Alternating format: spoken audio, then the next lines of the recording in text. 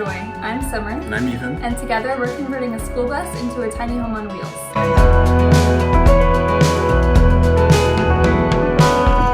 Our bus is a 1994 Carpenter rear-engine 40-foot bus with a Cummins motor and an Allison trans.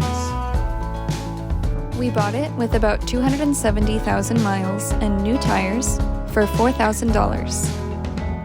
And we found it on Facebook Marketplace in Olympia, Washington.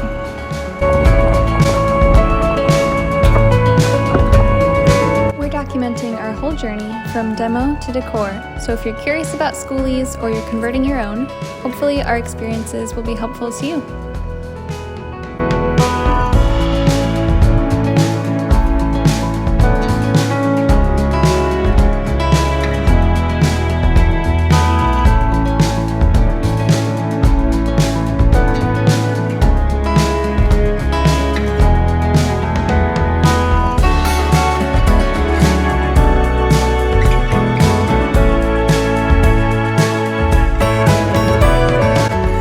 Luckily, our bus only had a few seats that were still bolted down, and for the most part, we just used a wrench and some elbow grease to free them from the bus floor.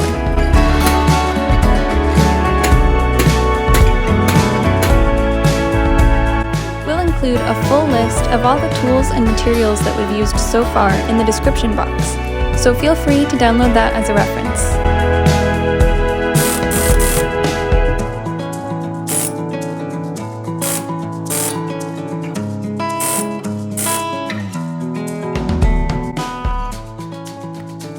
We used an air hammer to first punch out the center of each rivet, and then chisel each one off.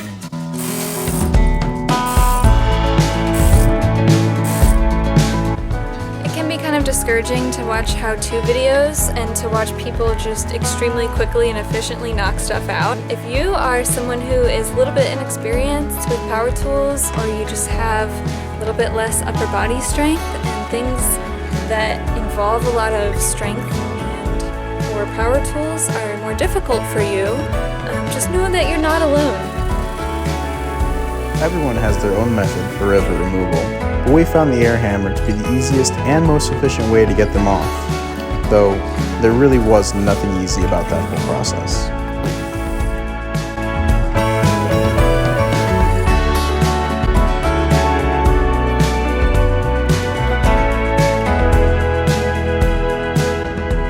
First, I was making the mistake of coming at the rivets from an angle, but you really want to end up pushing from the side with your air hammer completely horizontal for the best leverage.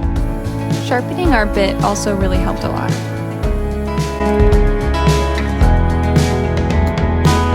After the middle of each rivet is punched out, you could also switch to an old-fashioned chisel and hammer for the rest of the job.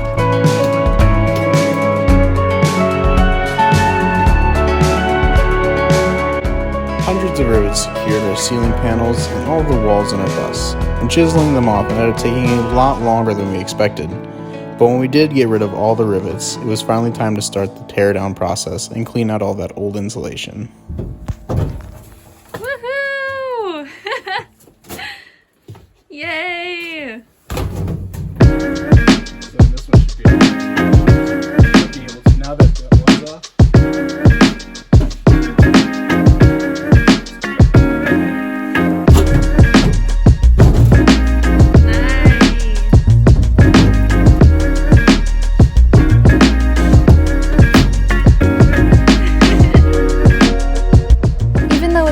Hard work, it's really important to take the time to do a complete demo before you start building in your school bus. You just never know what you might find under all that metal and rubber. Pro tip, to help offset the cost of your bus, just go ahead and scavenge in the seats for bus money.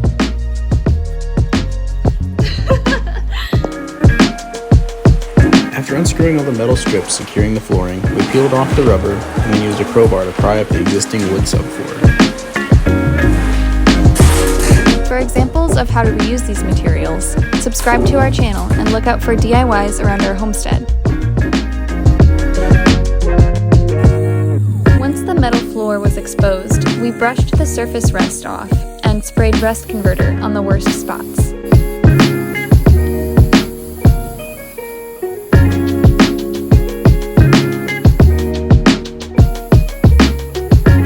To seal our floors, we painted 2 coats of Rust-Oleum primer over the rust converter.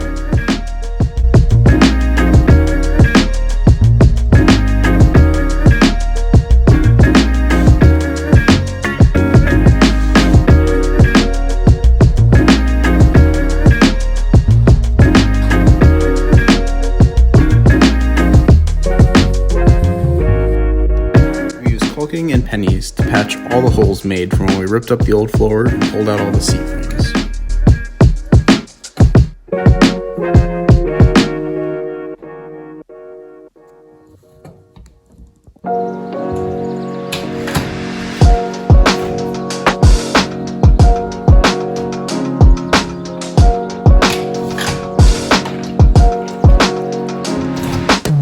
The windows had to come down at this stage in order for us to pull off the metal side panels below. We took the opportunity to clean them thoroughly and reseal them with new seals when we put them back in.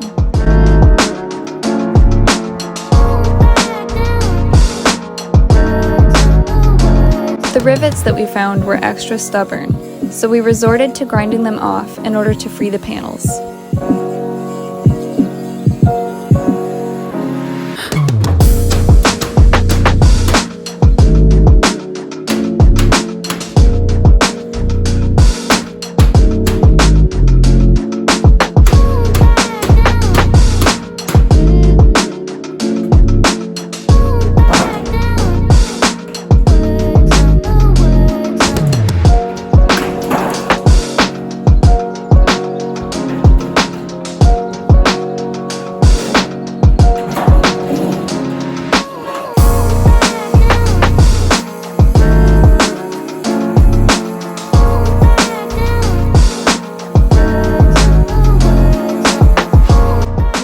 Each window opening with this peel and stick rubber weather seal and screwed the windows back into place.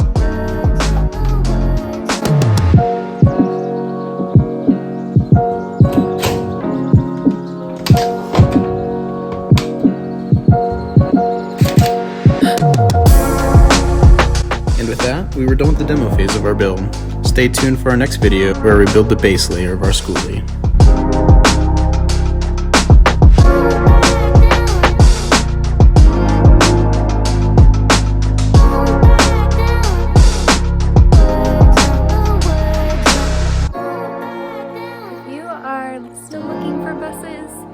And you're trying to find one to convert into a Skoolie, I would highly recommend getting one with screws, not rivets.